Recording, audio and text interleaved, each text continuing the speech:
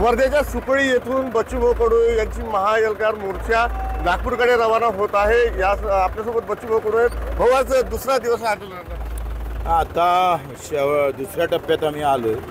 तिसऱ्या टप्प्यात आम्हाला जाऊ देऊ नये, मुख्यमंत्र्यांना विनंती आहे कारण 4-5 वाजेपर्यंत निर्णय घ्यावा, जो काही निर्णय घ्यायचा आहे। नाही घेतला तर आम्हाला रामगिरीला जेवणाची व्यवस्था करावी त्यांनी। आम्ही रामगिरीवर येतो।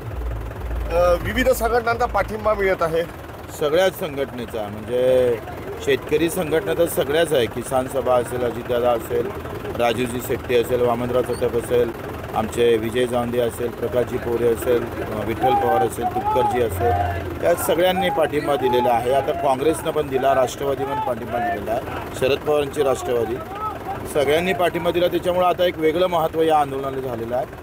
सगळे शेतकरी म्हणून लढायला तयार झालेला आहे, हा आनंद आहे। या मोर्चातलं सगळ्यात मोठं चांगलं काय असेल तर आम्ही शेतकरी म्हणून लढतोय, हे याच्यातलं सगळ्यात मोठी उपलब्धी आहे।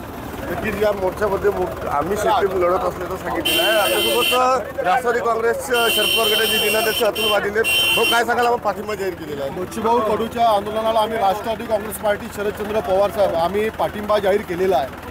आज शेतकरी आमचा खूप मोठ्या प्रमाणात दुःखी आणि त्रस्त आहे। आज माझ्या भागातल्या विधानसभा क्षेत्रात वर्धा जिल्हा हिंगणघाटमध्ये 3 शेतकऱ्यांनी या 15 दिवसामध्ये आत्महत्या केलेली आहे।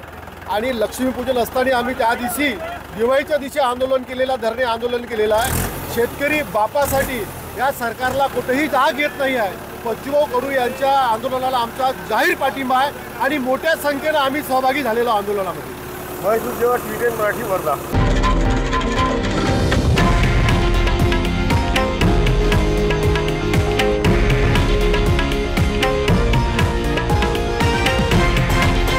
हे आहे देशातील नंबर 1 न्यूज नेटवर्क आणि आपण पाहत आहात TV9 मराठी, एकमेव।